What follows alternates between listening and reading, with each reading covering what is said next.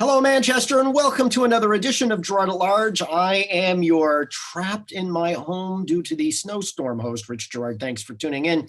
As you know, you can still find us online at girardatlarge.com, and you can find us on Facebook and Twitter, at least for a little while longer, also at Girard At Large, where we encourage you to like us and to follow us. Why? Because it takes more and more effort now to get people the information that we produce. So if you're not liking us or following us, well, you have no chance of seeing the information. And if you do see the information, we ask you, of course, to share it with others. And if you're not seeing in the information, if you're scratching, you're saying, I follow him on Facebook and Twitter, but I haven't really seen a lot from his feed lately. That's probably a clue that you should go take a look because, as you know, being a charter member of evilconservative.com, we have been throttled on Facebook and Twitter. It's amazing how little we actually get out now, especially without your help. So please be sure to help. All right, on today's show, we have lots to chat about. We always do, and it's kind of a head scratcher kind of thing. We'll start a bit with the national stuff, of course, because Catherine Herridge of CBS News, not exactly a charter member of evilconservative.com, not one of those right-wing news outlets that have a pesky way of just reporting the news, is reporting that the Director of National Intelligence has declared or released that there was significant foreign interference with our election from China, Russia, and Iran. Apparently, a report is forthcoming and will be released in early January. The question is whether or not it will be released before they actually certify the presidential election in the Congress. There is a move afoot. One representative, Mo Brooks of Alabama, has said he is going to file a challenge to the election. And that requires one senator, however, and if both a senator and a representative challenge the election results in any number of the states, one or any other of them, then by constitutional law, that would be law directly from the Constitution, there has to be a 2-hour debate on the issues raised. There is a search for a senator to be the counterpart to Brooks in the House. Word is it might be Ron Johnson of Wisconsin, where the state mysteriously, after its electoral votes were cast, there was a court ruling there finding that the state had erred in waiving all of the requirements that are legally required. Trying to find a different word there. But had erred in allowing anybody and everybody that wanted to simply declare themselves permanently more or less permanently disabled, so that they could bypass all of the voter identification requirements in casting their absentee ballot. There was an enormous, like a more than 1,000% increase in the number of people who declared themselves unable to leave their homes. And so they went from, usually a couple thousand votes to 250,000 votes cast under those auspices. And then, of course, there were the number of dead people voting, et cetera, et cetera. So while a court did find that the state erred after they cast their ballots, of course, they're not their ballots, but their electoral college votes. Yes, the state Supreme Court in Wisconsin came forward to say that the state had erred. No remedy, of course. But also the day that the Electoral College cast its votes, a court in Michigan found that there was considerable irregularities in the voting machines that were analyzed in, I think it's Antrim County, Michigan. That's the county that 6,000 votes that were actually cast for President Trump were assigned to Vice President Biden in the election. And so there was a forensic audit of the machine done in Antrim County, or one of the machines done. And you know what they discovered, among other things? a 68% error rate in the vote tabulation.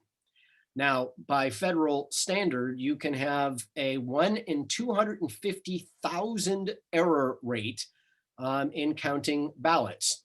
We went from the federal and state standards of 1 in 250,000 mistakes, one mistake in 250,000 ballots counted, to 68 out of 100. And of course, the company Dominion, aside from poo-pooing the report and saying it was ineligible or unintelligible, I read the report, by the way. It's written in clear English and it's pretty alarming. I did post it to my personal Facebook page, so I would encourage you to go there and read it yourself. They found not only was the machine arranged in such a way as to intentionally create errors in the vote tabulation so that large batches of cast votes could be moved from one part of the system to the other. They discovered that the logs that tracked the people who accessed the machine, logs that they still had in the machine from in prior elections, for prior elections, dating back to 2016. Yeah, none of the logs for 2020 exist, which means they intentionally wiped out the people who had access to who accessed the machine during the voting. So it would seem that there is questionable activity in these voting machines created by Dominion voting systems. And it's not a one-off because they all run on the same operating system. They have the same configuration. They have the same setup, machine after machine after machine. And that, my friends, is a problem. The state of Arizona apparently is now going to undertake a forensic audit of all of its machines. And the state of Georgia, God only knows what they're doing. But I was listening to an interview today where Republicans were patting themselves on the back for the great effort that they've put forward to mobilize their faithful and get Senators Kelly, whatever her name is, and Perdue reelected to the Senate. And they talked about the 40,000 volunteers and the 1,000 paid staff and their terrific get out the vote operation, to all which I'm going to tell you, Dominion Systems has got 30,000 of those machines in the state of Georgia. And as Joseph Stalin and Lyndon Johnson, among others, including Franklin Delano Roosevelt, were fond of saying, it doesn't matter who comes out to vote. It matters who counts the vote. So I remain somewhat skeptical that Republicans are going to have some sort of landslide victory or even a close one in Georgia, because I think that system there has been rigged, and rigged good. Of course, Stacey Abrams, the would-be governor of Georgia, who declares herself the legal, lawful governor of Georgia, she just didn't win, has been doing all she can to register people, including dead people. And the hapless Secretary of State in Georgia, Raffensperger is his name. Well, I guess he finally figured out there was something wrong when an organization led by Stacey Abrams kept trying to solicit his son to register and vote. The problem is his son has been dead for 2 years, and it's not possible really for him to register and vote. Although in Georgia, they have in Fulton County alone now found over 2,000 people who, well, they voted twice. And the number of dead people who are now known to have voted has gone through the roof. I forget the number. Let's just say it would be enough between the double counts and the dead voters if those votes were thrown out to hand the election in Georgia to President Trump and take it away from former Vice President Biden.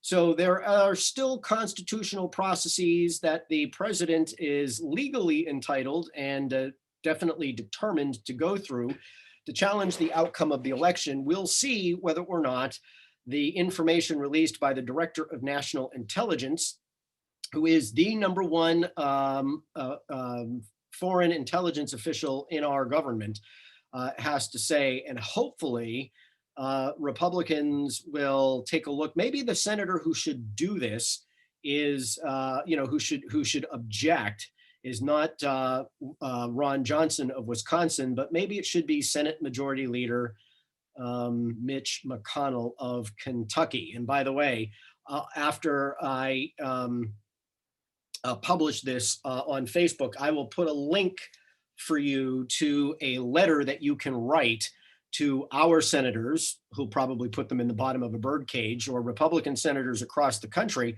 that basically says they should ignore the electoral votes from any state that didn't have any signature verification on its absentee ballots, which of course would now be Michigan, Wisconsin, Georgia, and the state of Pennsylvania.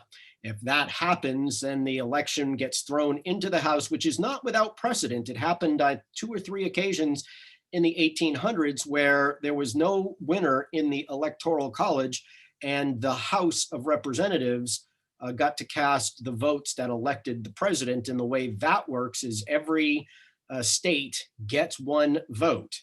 And so whichever state's delegation, right? So if the majority of the House of Representatives is Republican, you can probably figure out that's going to be a vote for President Trump. And if the majority of the representatives are Democrats, then the chances are that that state will vote for former Vice President Biden.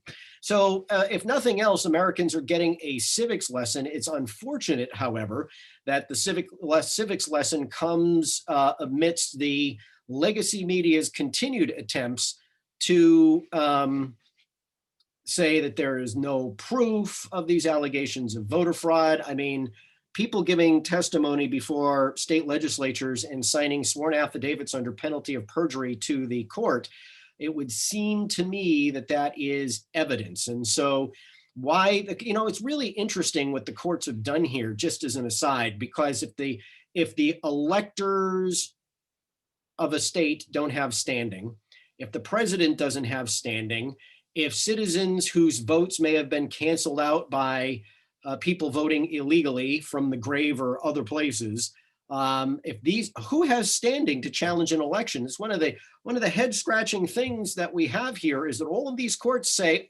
well, you just don't have standing, sorry. And what that means is we're not even going to get to the evidence that you have filed because we don't think you have a valid claim to file a case.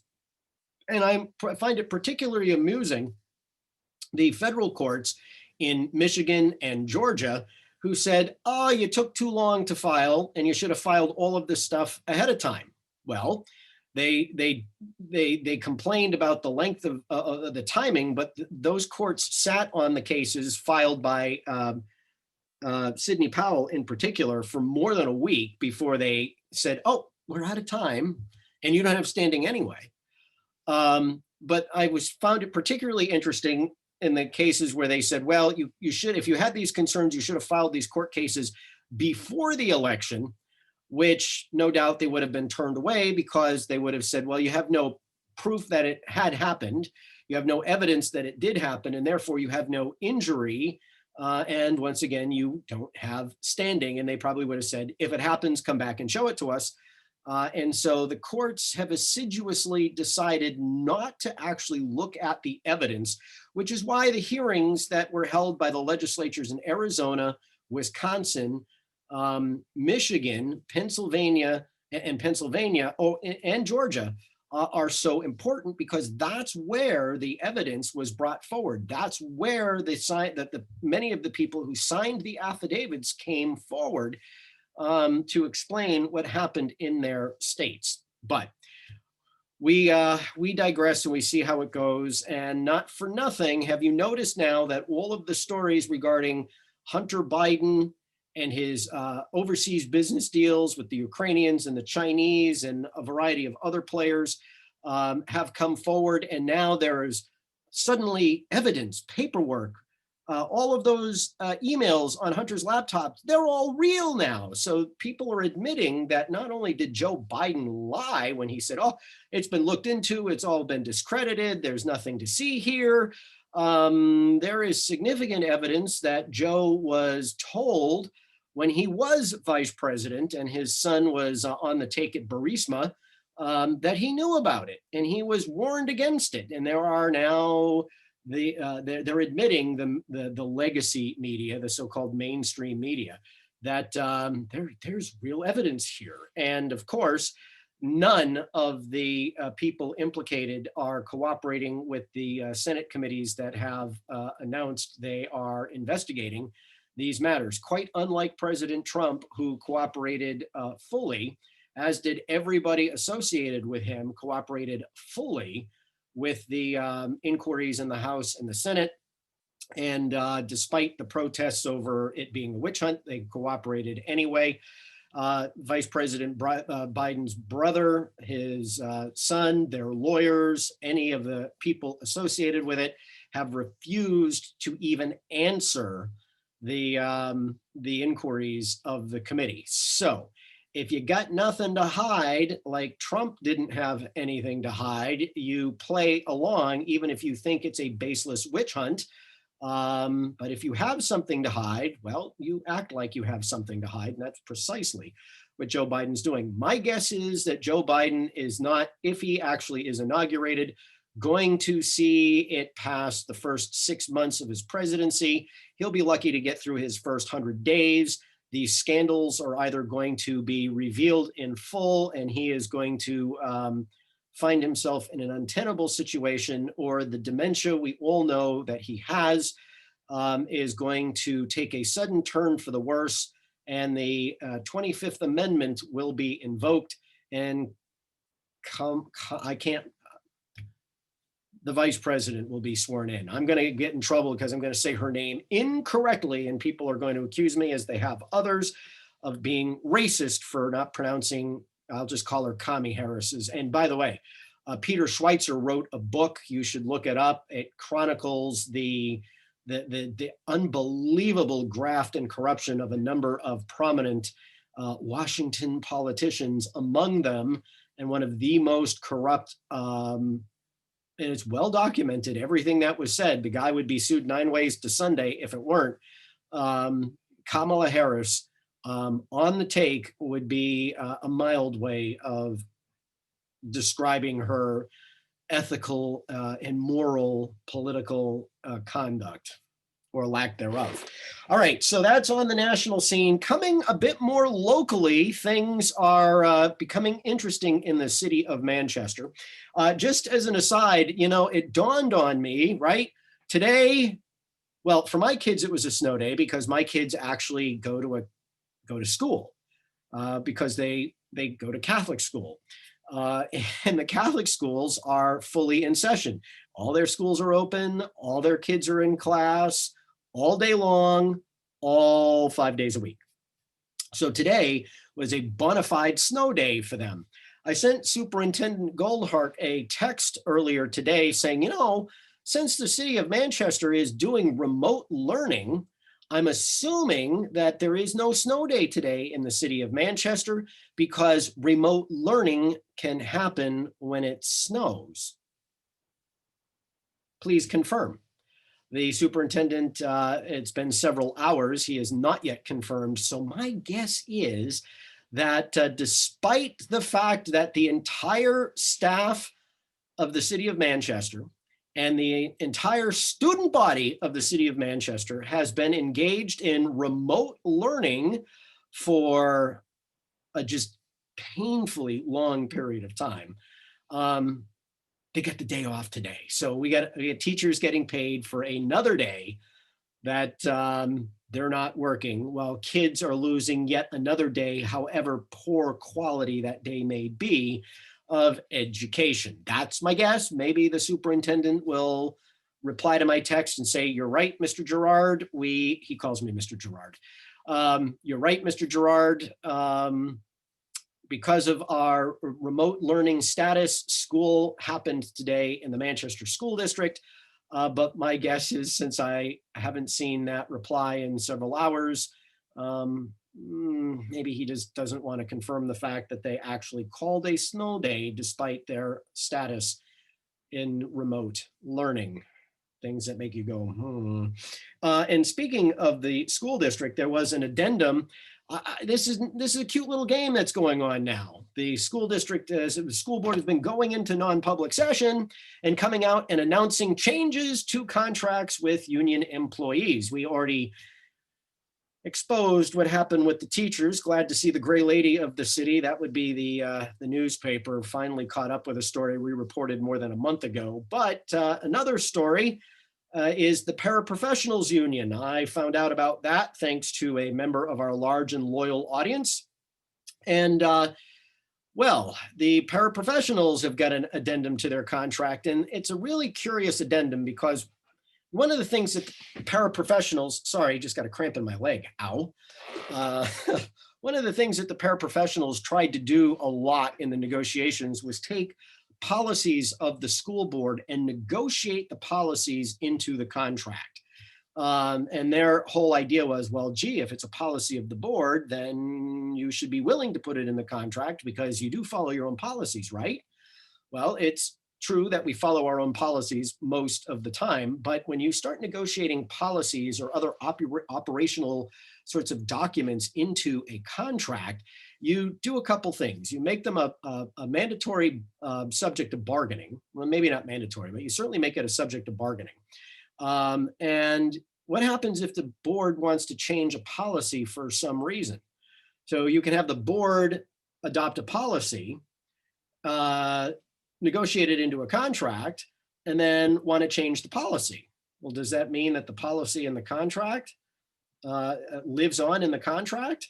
Yeah, it typically does. And if what the reason why the union does this is because it wants to be able to file grievances against the administration or the board when they believe that the policies that are now part of their contract aren't being followed up, aren't being lived up to, or aren't being properly followed.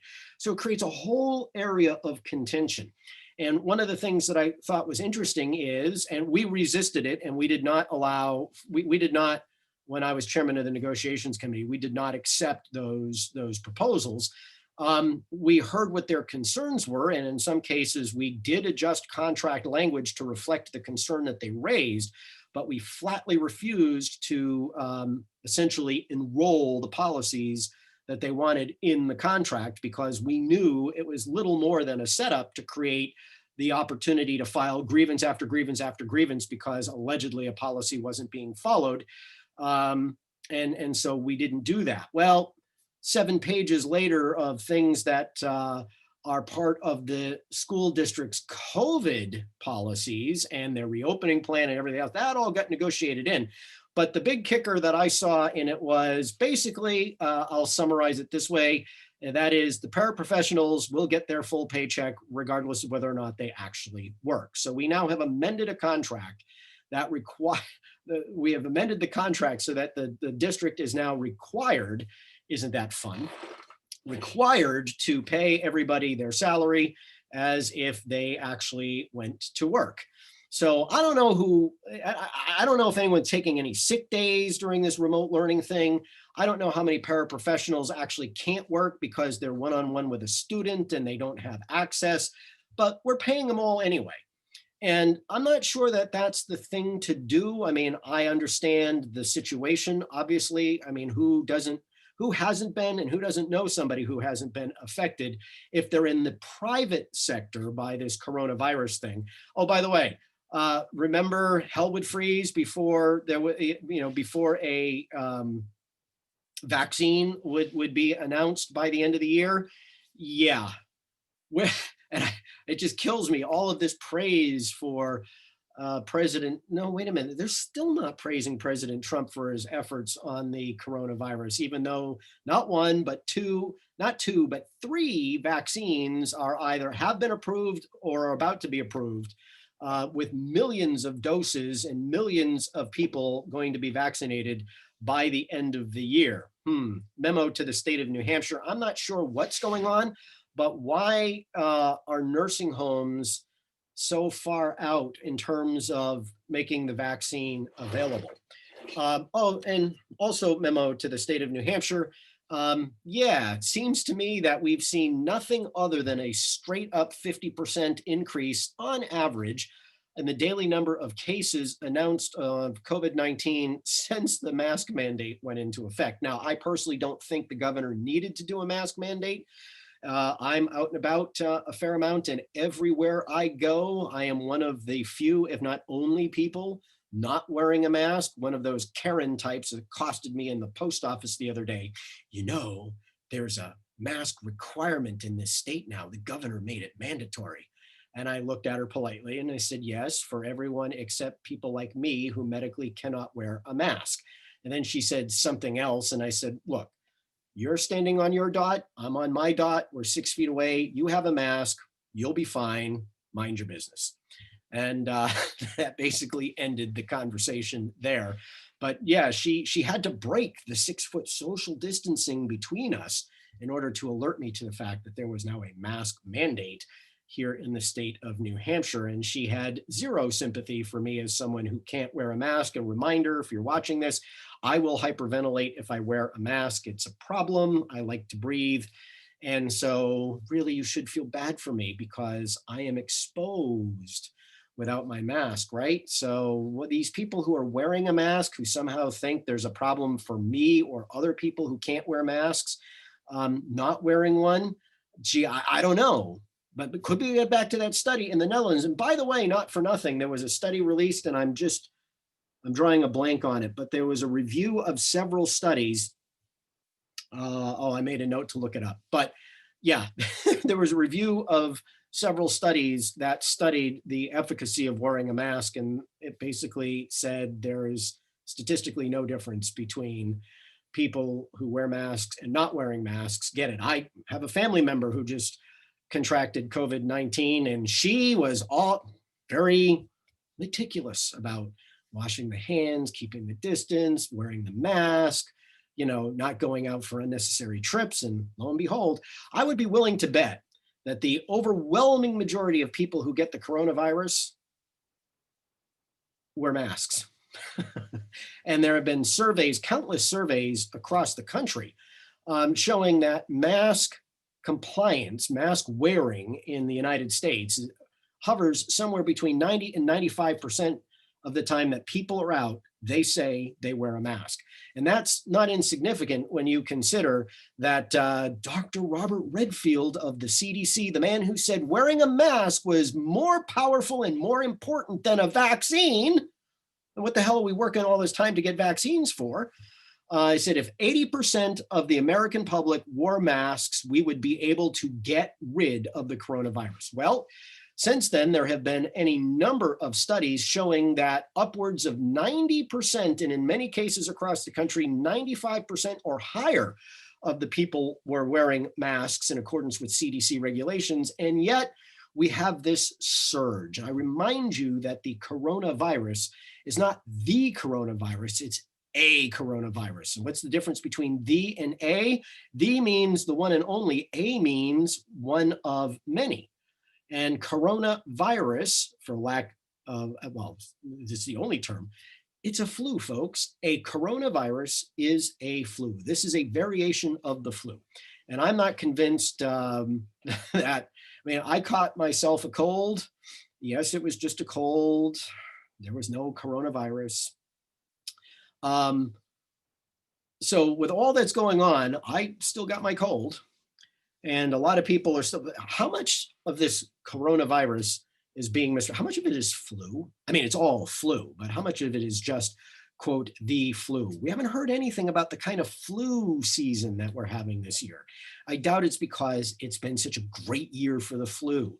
It probably hasn't been, but everybody's focused on coronavirus. All right, so back to the city of Manchester now, where the schools are in remote learning because, well, we've exceeded all of the metrics. And of course, the teachers, hundreds of them had to go away for Thanksgiving. Hundreds of them are going away for Christmas. So we have to lock the kids up and make them do remote learning until mid-January sometime at the earliest, except apparently when it snows. No remote learning when it snows, because God knows the computer doesn't work when it snows. No, can't have that. But so back to the city of Manchester. Schools, this, my friends, is the report from the draft report from the outfit that was doing the facilities study in the city of Manchester. It's 51 pages, which means we paid about $2,300 per page. It's a $125,000 study. And I read this thing, and I have to tell you, what's left of my hair hurts in reading this thing. And it's funny, haha, funny strange, not funny, haha. But I got to a point in the process and I said, you know what? This is, this doomed it from the beginning. MGT's methodology for stakeholder engagement begins with the why. All right. Stakeholder engagement. They reach out allegedly to staff and to administrators and to parents and to whoever. And as we learned with the Manchester Proud process, the stakeholders really are the same people over and over and over again saying the same things. And what I thought was interesting here is rather than just sort of chronicling the amount of space we have and the capacity of the space we have, which is what I understood to be the purpose of this objective third-party assessment of our facilities, we're getting their wonderful recommendations on what we should do programmatically in some of the schools. So I'm going to take you through this because this is important. Oh, yes. You got to love the leadership interviews, community survey, and data collection analyzation. They say things like, oh, X number of responses came from Memorial versus Bakersville versus, but they don't tell us of the 4,000 people who responded. Were they teachers? Were they principals? Were they parents? Were they PTA members? Were they secretaries? Were they even residents of the city of Manchester? And when you do an online survey, there are things that you can build in to sort of safeguard the quality of the survey. You can ask questions to identify people. You can track IP addresses and things like that to make sure that people aren't voting more than once. Not that that would ever happen. But so I like this page. Why? Because it not only shows the decrease in student population across the board, it's projecting continued decreases across the board for the next, drum roll please, decade. That's right. Did you know that it will only cost $192 million to renovate all of Manchester's school facilities? The funny thing is that in their report, they actually showed, you see, yellow is fair, green, light green is good, dark green is excellent, orange is poor, and red is failing. And each school has got one line. So you can see at one point the study actually, oh, I take it back. The district's estimated cost to improve all facilities to a combined score of 85 in all four assessment categories is $92,792,206.69. Back when I ran for mayor in 2001, there was a recently completed facility study done by a group called Parsons Brinkerhoff. It would have cost $35 million to catch up on all of the deferred maintenance that that study identified at all of our existing schools. And working with some folks, I found federal and state programs that would have actually paid the entire $35 million without having one penny impact on the tax rate here in the city of Manchester. So it was a combination of state building aid, and if I remember correctly, something called Z coupon bonds or Z bonds from the feds.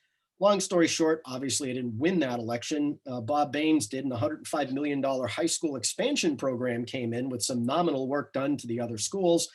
And we're still paying that $7.5 million a year in debt service with buildings that didn't need to be expanded because the projections were for declining enrollment even back 20 years ago. But I digress. Okay, so yeah, they talk about the high schools and how the survival rate from freshman year to senior year or graduation is low, but they say right now there are 3,700 empty seats in the district, and that number is projected to grow to more than 4,500 over the next 10 years. That's a pretty big increase. So they came up with some recommendations. Among the recommendations were, let's close Hallsville, Gosler Park, Smith Road, and Wilson. They say that'll save $18.3 million. Only it won't, because all it does is it takes $18 million worth of deferred maintenance work that they say they've identified and removes it from the list. So instead of having $92 million in deferred maintenance, you have, what is it, $76 million left, something like that. So it doesn't really save anything except the $200,000 annually in utility bills. But then they come up with the idea, this is, okay, blow up Smith Road, build a brand new elementary school there that can hold 850 kids, and then also close McDonough and Webster. Okay, that's interesting. So we're going to blow up space to build space because, you know, the building matters in education. I'm not, there are lots of places with shiny new buildings whose educational outcomes aren't much better than places that have renovated old buildings. But it does say, drum roll please, that maybe Gosler Park or Wilson or some, or not Wilson, or Smith could be renovated to become the city's centralized preschool facility. Gee, seems to me that a pesky school board member not all that long ago proffered the idea that Gosler Park could be converted. Sorry, I keep having these Charlie horses. It's really bad.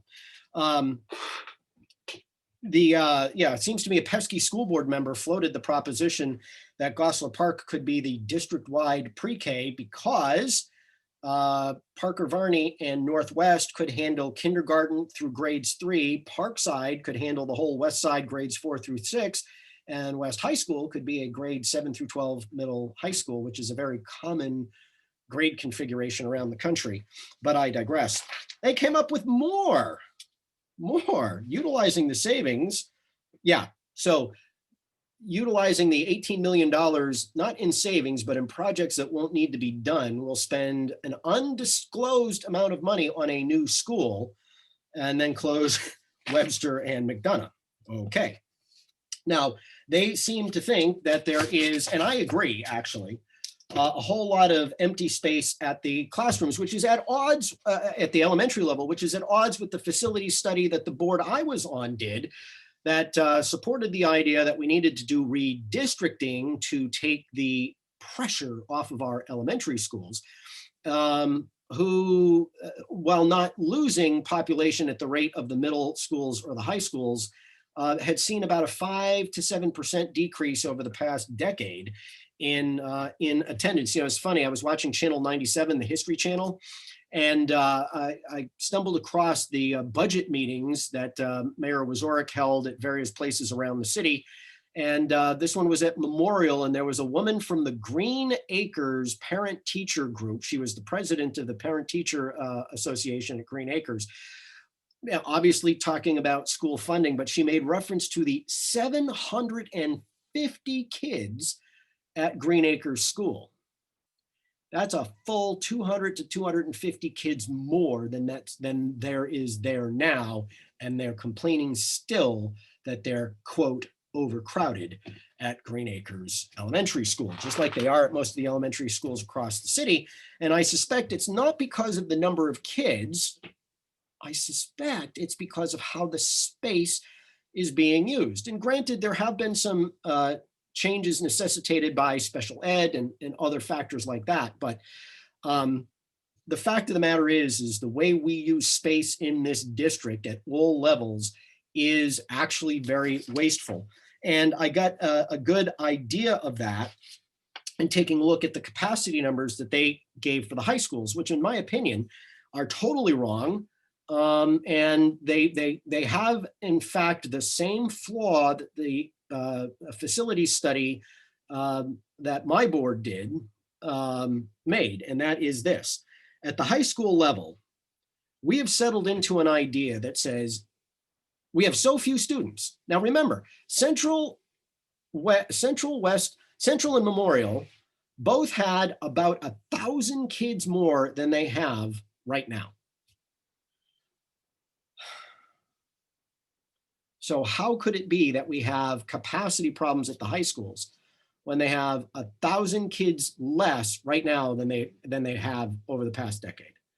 And of course, at West, it's not 1,000 kids more or 1,000 kids less. It's 1,700 kids less. So the idea that we've got capacity problems is just wrong. And I'll explain it this way. So when I went to West High School had 2,300 kids. And it was not the West High School that's there now with all of the extra classrooms that have been built and all the extra space that was added. It was before they built all of that stuff in 2003, 2004, whatever it was, the early 2000s. But one of the things that happened when I was at West, and it happened everywhere, and it's a smart thing actually, is that every classroom was used every period of every day. Well, we have so few kids in the schools right now that we've gone to this situation where every teacher has their own classroom. And for the 3 periods a day that they do not work, the door is locked, the lights are shut, and that space is empty. It's not used. And when I was on the school board and we were discussing whether or not Memorial could handle both the centralized preschool and the expansion of MST, Dr. Goldhart was forced to admit that the calculations they were using to say there wasn't enough space were the ones that left 37% of the space unused at any given time during the day. And that's important because if you were using every classroom every day, every period of every day, right? You'd be using it 8 periods a day instead of 5. Well, 3 out of 8 is 37%, folks. So if you're not using that space, if that 37% of your classroom space is simply not being used at every point during the day, then you have to ask yourself, what's your real capacity? Your real capacity is 37% more than what we're being told it is because they are not using the space throughout the day. And let's figure out a few other facts about schools and population, right? So kids still leave Central Weston Memorial to go over to the 2-year CTE program at Memorial High School. They're gone for half the day. So those kids aren't in the building. And then you have your normal absenteeism rate. The upshot is there's a lot of available capacity. I was thinking about this. It's like when we made changes to the parking situation back in the mid-90s, we had waiting lists of people who wanted to park in the garages and wanted to park in the off-street lots.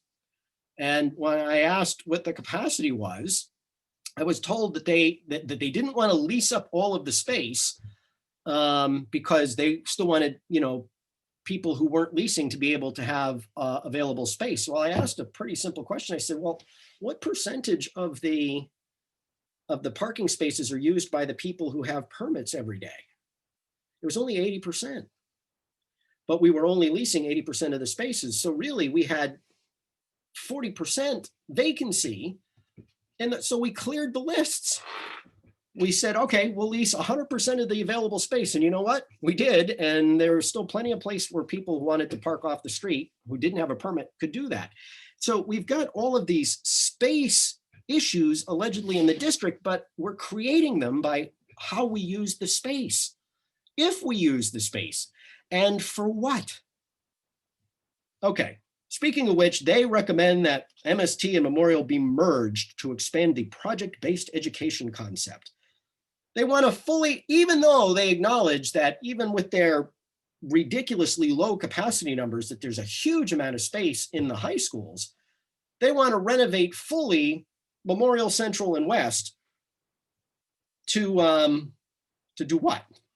This sounds like Jim O'Connell. Oh, everyone's going to come flocking. All we need to do is turn our buildings into Taj Mahals, and everyone's going to come back to Manchester once they see we're serious about improving education by spending money on our buildings. Okay, I'll remember that. I'll remember that when I was fighting when I was fighting to get the custodial, the cleaning and maintenance money restored in the budget. No one came to, no one was there to fight that battle, but okay.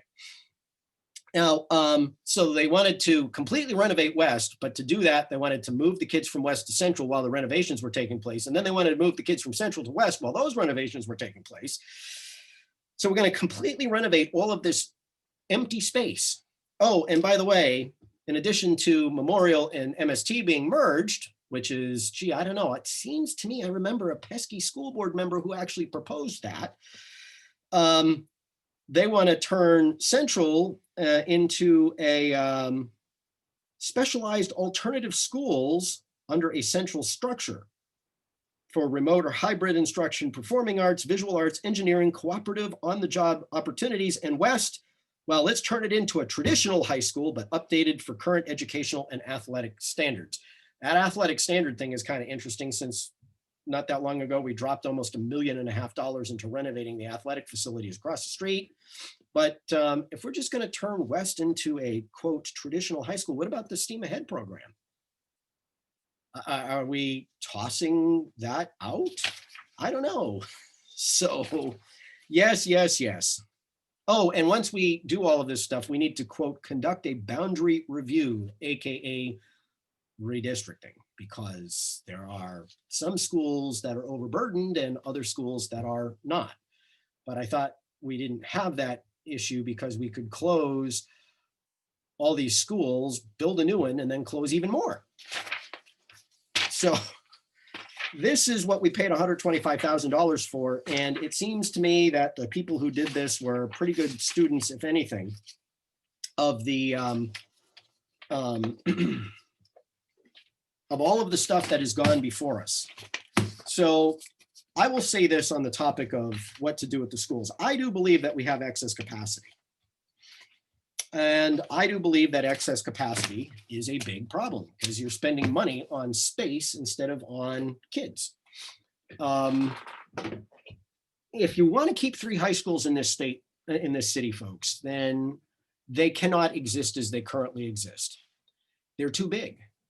And so you've got to find a way to fill them. And let's put to rest the fanciful idea. The only way I see Manchester attracting kids back to the system, whether they're kids who live here or whether or not they're people who've left the district and their kids are attending in other schools, is if there is some sort of bona fide school choice option. It doesn't make sense to me that the kids in Hooksett can choose MST, Central, Memorial, or West, and our kids are confined to go to Central, Memorial, and West based on where they live. And if they want to go to MST, they can choose to go to MST. And I submit to you that MST's academic and discipline and attendance, issues are much better than the other 3 high schools, because every kid at MST, 4-year high school, has chosen to be there. They want that program. So if there was some sort of bona fide school choice program here in the city of Manchester, where school, which government operated school, the Manchester School District, they went to, I think you'd start to see things change here. And that's a discussion we can have at a future time. That's the only thing I see bringing mass numbers of people back into the district. But absent that, then you need to just utilize the space differently. I do think that the 7 through 12 middle high school is viable. I do think combining MST and Memorial is viable. I do think turning Southside, Parkside, and Hillside into upper elementary schools that are grades 4 through 6 is viable. I don't think you need McLaughlin in that situation. So we have a, quote, surplus school. I do think that turning your elementaries into grades K through 3 is viable. And I also believe that frees up enough space where you could actually close Goslar Park and turn that into a central preschool. I'm a Goslar grad. I don't want to see Goslar go away, but we got to deal with the reality that we have.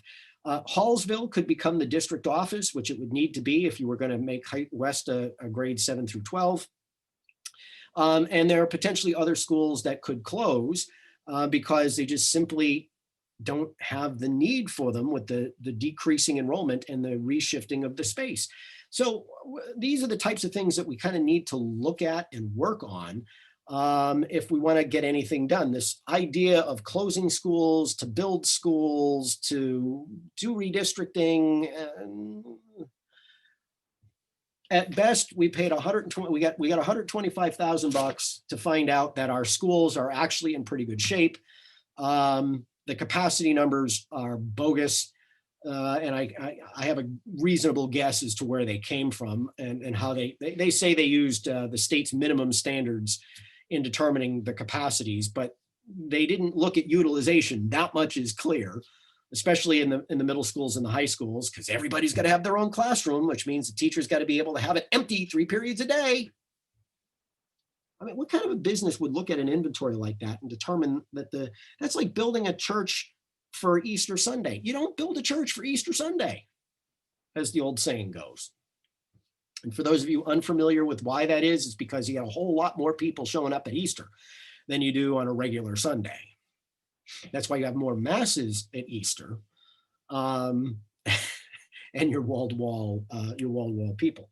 So I just think, it's about time. Everybody knows what needs to happen. If you're not going to change the grade structure, by the way, if you're not going to do something that pushes more kids into the high school, then the cold hard fact is that Manchester doesn't need 3 high schools. Manchester always had a 3rd high school to handle the tuition town kids. Those tuition town kids are long gone, and under the current paradigm are never coming back. There's nothing here that would pull them away from the arrangements that they're currently in. Nothing. And so you don't need 3 high schools. And it's time to come to grips with that and bite the bullet that needs to be bit if we're going to actually put money into educational programming and not into antiquated, dilapidated buildings that we're heating and all this other fun stuff when we don't need to. I'm just telling you, that's the way it is. So as we come to a close here, I got about 5 more minutes. I want to alert you to an issue. I had other things on the dais, but this is the most important thing left. The city is going to go into a revaluation is on tap for 2021. And here's what I want you to know, because whoever the next mayor of the city of Manchester is going to have to deal with this forthrightly and honestly. As we all know, the housing market has been really, really hot. And real estate values for residential properties have gone through the roof. Couple that with now there's been some good commercial activity in Manchester, but once again, it's not it's not a research facility being built. It's not a tech facility being built. It's not some kind of the commercial activity has been large scale rental housing where we've seen some big transactions in the last year or so. But in the wake of coronavirus, you can bet, because they've already made the announcements like the Mall of New Hampshire, big commercial property owners in the city are going to come in looking for what's called an abatement. And an abatement is simply a reduction in the property value that they pay taxes on. And to some degree, they're going to get them. But even if that doesn't happen on a big scale, the residential housing market has increased by so much that even if the city doesn't raise an additional penny in taxes, not 1 cent, there is going to be in my opinion, having been through these revals before and having an understanding of what's happening in the marketplace now, there is going to be a significant shift of the tax burden from the commercial industrial tax base to the residential tax base. And I think it's going to be on order of magnitude of what happened back in the mid-90s when the city went through its first revaluation after 20 plus years. It was ordered to by the state because it hadn't done a revaluation in so long. And what we saw was back in the day, we called it the exploding cigar. And if you took a look at a chart, you'd see that Manchester's commercial, industrial, and residential property tax base were relatively flat, with the commercial industrial being about 45% of the tax base, and the residential being about 55% of the tax base. I'm working off my memories here. And then the reval happened. And what we saw was the exploding cigar. And there was a huge shift of the property tax burden away from the commercial industrials to the residentials. And that happened at a time where both overall values were falling because of the savings and loan crisis. It was a terrible time to do a reval, but we had to do it. So I expect another exploding cigar because the residential market has been so hot and the commercial market has not been. And in fact, I think we're going to see a decrease in a lot of these commercial industrial properties because of COVID. And if major players like the mall are coming in saying, we need an abatement because we can't pay taxes when we can't collect rent because our stores can't serve their customers, then we're in for a world of hurt. And that is, again, even if you don't see, if the overall value of the, let me put it to you this way, if the overall value of the tax base, say, goes up 10%, but the residential tax base grows by 20%, then that's a full 10% shift of that tax burden on the average to the residential taxpayer away from the commercial taxpayer. I think it's probably going to be bigger than that, but time will tell. And so this, coronavirus is going to have lasting impact. And what that means is, even if they stay within the tax cap, which, by the way, we didn't stay within the tax cap. Well, they say they did, but because they used a tax base estimate that was too high, and because they used revenues that were too high, when they went to, and I still can't find any news stories, maybe I'm just missing it, but the tax rate actually went up 22 cents higher than projected in the city once DRA, the Department of Revenue Administration, which is the state entity that actually sets the local tax rate, the local body gets to project it, but the state gets to actually set it. So we paid an extra 22 cents per thousand to cover the overly rosy estimates of the property tax base and non-property tax revenues projected in the budget. I suspect the property tax base number, well, I don't have a suspicion there. But so your taxes went up an extra 22 cents, and I didn't recall there being any announcement out of City Hall about that. But so what I think is going to happen is the reval is going to show an even broader gap between the commercial industrial and the residential taxpayer. And to the degree that more than a third of our commercial industrial tax base is actually high density rental housing, think Washington Park Estates, Colonial Village, Sunset Ridge, things like that. Those properties have actually done pretty well, but I don't think it's going to be enough to offset the actual commercial industrial losses. When I say actual, I mean places where people go to work because there are jobs there that don't involve mowing the lawn or fixing the plumbing for the residents who live there. In any event, folks, I am out of time. Thank you for joining me. I am your ever humble host, Rich Girard. Until next week, be good, be well. Don't do anything we wouldn't do. We're proud to have you in the audience. Thanks for being there. We will do a special edition of this show on Monday night because Thursday is Christmas Eve, and who wants to, no one wants to be working on Christmas Eve. So we'll record a special show that will run on Christmas Eve. Wishing you all the blessings of the baby Jesus at this time of year. To my Jewish friends, happy Hanukkah. And to all, whatever you, invest your faith in at this time, may it bring you peace. Good night.